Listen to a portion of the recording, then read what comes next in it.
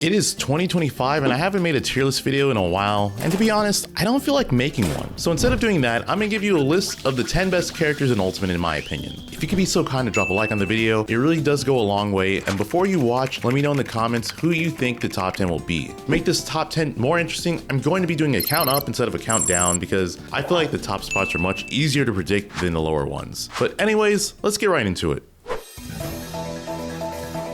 There should not be a single surprise that I have Steve as the best character in Ultimate. I'm going to be doing something different, and that is, I'm going to talk about the things that Steve is bad at, because I'm sure you've heard from multiple videos, not just from me talking about the numerous things Steve excels in and why he's a broken character. I hate him. Everything about him. I can't stand him. I can't stand this fucking rectangle. God!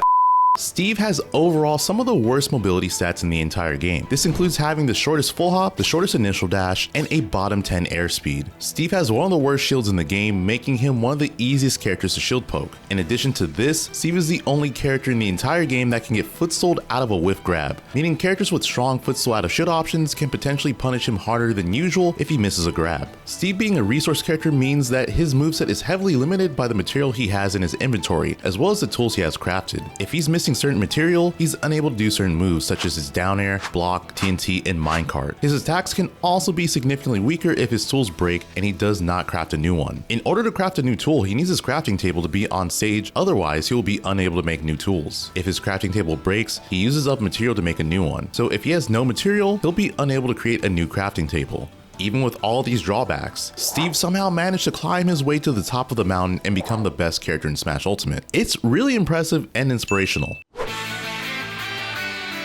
Next up, we have Sonic, who also shouldn't come as a surprise as he's the only character that is in the argument of actually being better than Steve competitively. There are a lot of things that make Sonic a great character, but in my opinion, one of his greatest strengths is his ability to weaken corner pressure and in some situations make what's typically a bad spot advantageous for him. This is thanks heavily to his spin dash, which is a move that gives Sonic 6 frames of intangibility when released. This doesn't sound like much, but Sonic is able to cover a good amount of ground, and this forces the opponent to respect the move, otherwise they'll get hit by it. This move not only is a great attack to help Sonic get out of the corner or avoid being pressured, but it's also one of his best combo starters and sets up for kills and can also lead into shield pressure setups. Sonic is the fastest character in the entire game on the ground, so it's easy for him to run away from the opponent and put himself in a position to throw out an attack. His damage output is incredible and he has many ways to close out stocks that don't include spin dash. Even if he doesn't kill you with one of his combos, he has very good edge guarding capabilities with his aerial, spring, and homing attack when it actually works.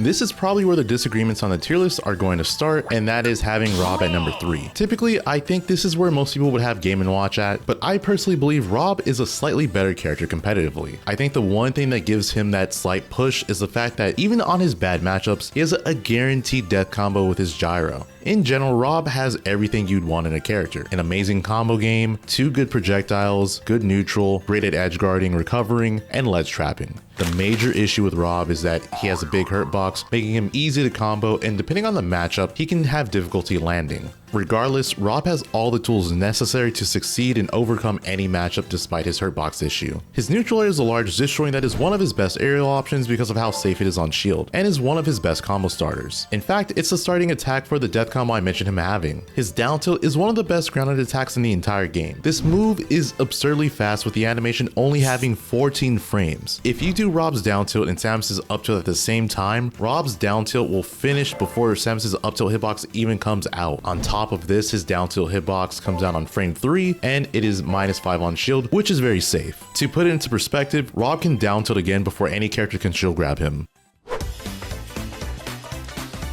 Next up, we have Game & Watch. This character can invalidate certain playstyles and characters due to his incredible out of shield option and advantage state. Game & Watch has the best out of shield option in the entire game with his up special. It comes out on frame 3, which is the fastest an out of shield option can be in Ultimate, with a generous hitbox, and he has the potential to combo out of it and set up juggles. He is arguably the best juggling in the game with his large and long-lasting neutral air, on top of having an up air that reaches high above him and is great at keeping the opponent in the air. Game & Watch has great edge guarding capabilities with his back air, forward air, down air, and up special. If he's not able to close out stocks with his edge guarding, he has one of the best ledge trapping moves in the game with his neutral special. This move gives him the ability to force the opponent off the ledge and easily react to their ledge options. If they get hit by Shep, Game & Watch is able to combo to any of his attacks if in the right position. On stage, he has great kill options as well. His up smash is a strong kill move. Despite it having a lot of startup, when the hitbox comes out, Game & Watch is completely invincible, meaning he can challenge any attack with it, and it has very little cooldown, so it's hard to whiff punish. His down smash is another strong kill move that can outright kill itself, or if it hits a grounded opponent in the right position, you can bury them and combo into another smash attack.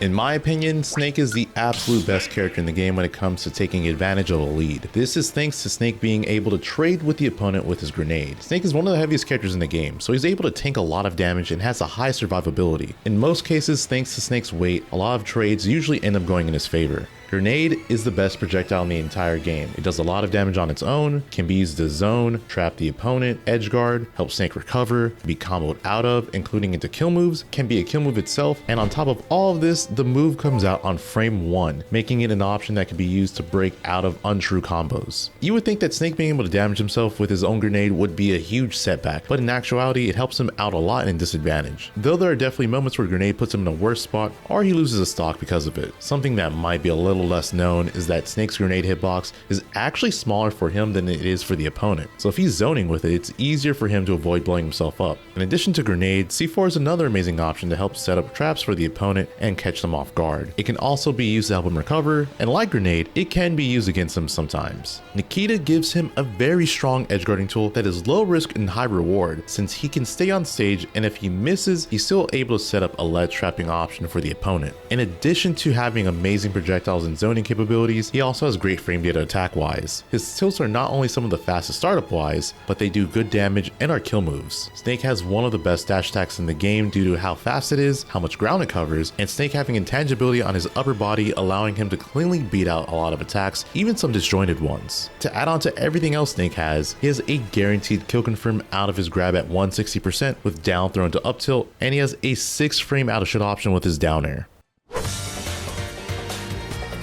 Bayonetta has had a very short but interesting history in Smash. Not able to connect that second hit of the kill slide, but this is a big moment. This witch switch could be huge for Lima. Oh, continuing to connect and takes Tweak off the top. At the start of Smash 4, she was one of the most broken characters in Smash history, and then they had a patch update dedicated to only nerfing her, and then she became still one of the most broken characters in Smash history. Then we go to Smash Ultimate, and she is actually severely nerfed compared to her previous iteration. Fast forward to now, and Bayonetta is back. More damage. Hero the trade. The reversal. Kinda. So what happened? Well, Bayonetta received a ton of buffs that made her significantly more functional. If you want to know what those buffs were in more detail, I did make a video talking about the top 5 most buffed characters in Ultimate that you can check out and will be linked in my description. To put it simply, Bayo is a watered down version of what she was in Smash 4. Her damage output is among one of the best, whether it be from her hitting her long damaging combos up close or hitting the opponent with bullets from far away. She is extremely capable of taking stocks as low as 0%, especially if she has rage. She has one of the best offstage games thanks to her multiple ways to mix up how she recovers and go deep offstage for edge guards. Her disadvantage is among the best thanks to her Bats Within, which comes out on frame 1 when she tries to air dodge. Combine that with Witch Time and she can easily reversal the opponent when she's in a seemingly horrible position. Pikachu is a character that many people have had a high opinion of since the beginning of Ultimate, but a lot of people were skeptical on how realistic it is to do the things Pikachu is capable of in a real match. Fast forward to now, and while he is, in my opinion, the hardest character to play at a top level out of the top 10 characters, it is definitely possible, and when executed properly, he is an absolute menace in competitive play. What Pikachu thrives on is his evasiveness. He can be the hardest character to hit thanks to his tiny hurt box. This becomes even more apparent with some of the hurt box shifting Pikachu has on his landing aerials, which pancakes him to the ground. This makes it so that even though frame data wise a character might have the speed to hit Pikachu, their hitbox is unable to hit Pikachu until he's actionable again, meaning he can shield it. His amazing recovery grants him the ability to go under the stage, and with his quick attack he can recover to either side of the stage, making it difficult or even impossible for some characters to set up ledge traps for him. If he's on a stage that he can't go under, he can instead use Thunder Jolts to have them ride up the wall, which allow him to avoid getting ledge trapped that way. Thunder Jolt is also an amazing move for zoning zoning that can help set approaches in neutral or keep the opponent out. Quick attack is one of the best recovery moves in the game and can be an amazing approaching option, especially when combined with Thunder Jolts. Though hard to execute, Pikachu has one of the strongest combo games that can give the opponent 80+% and sometimes even lead into a stock. It should come as no surprise that Pikachu's edge guarding is among the best when he's capable of going super deep off stage and recovering. His Thunder Jolts can also cut off recovery options for the opponent, and just about all of his aerials can be useful for edge guarding.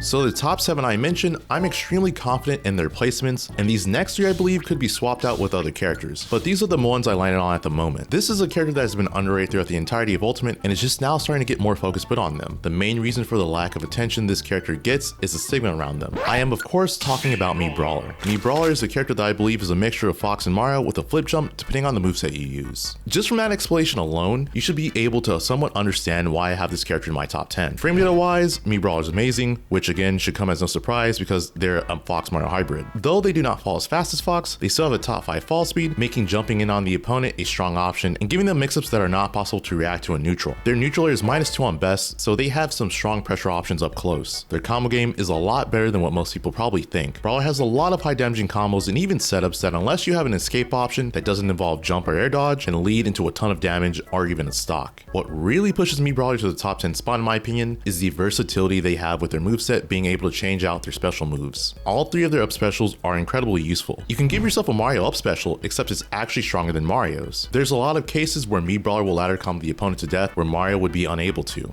You can also use Helicopter Kick, which gives you a ridiculously strong horizontal kill move that takes stocks as low as 40%. Soaring Axe Kick, which is probably the least used up special, is still incredibly useful. It has more range than Cloud's Climb Hazard and gives you the ability to take a stock at 0. These are just their up specials, but you get the point. Mii Brawler's special moves can drastically change how you have to approach the character, as well as the strengths and weaknesses they have. Brawler's flip jump, I think, is an overall worse version of Zero Suit's, except it does a better job of escaping combos since it has intangibility starting on frame 2 and Zero Suit starts on frame 3. Overall, this is a character that is seldomly seen in top level play, and it's just because they have one of the smallest player bases.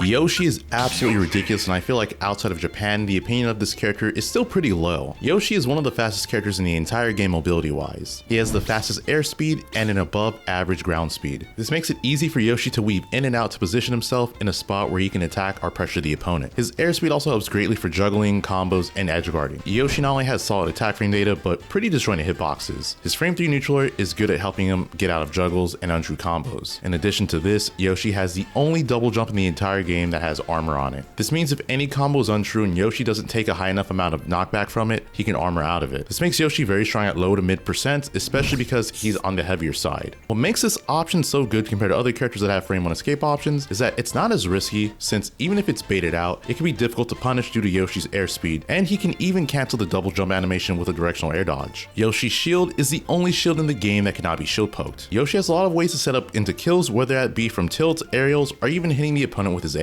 You won't often see this, but Yoshi can break shields with his down special if the opponent is holding shield for too long and gets hit by it. Combined with his airspeed, up special, double jump, and directional air dodge, Yoshi has a deceptively good recovery. A lot of people believe if you simply footstool Yoshi out of his double jump, he's very easy to edgeguard. While it is true that it's possible to footstool Yoshi out of his double jump, it's not that easy. Yoshi can throw out a move so that when you footstool him, you get a phantom footstool which does not affect him. I mentioned he's the fastest character in the game in the air, so unless you're a character that has a comparable airspeed or the Yoshi player is out of resources, it's going to be hard to do. There's a lot of moments where Yoshi doesn't even need to use his double jump to recover because of his airspeed, floatiness, egg recovery, and his directional air dodge, which covers a good amount of distance.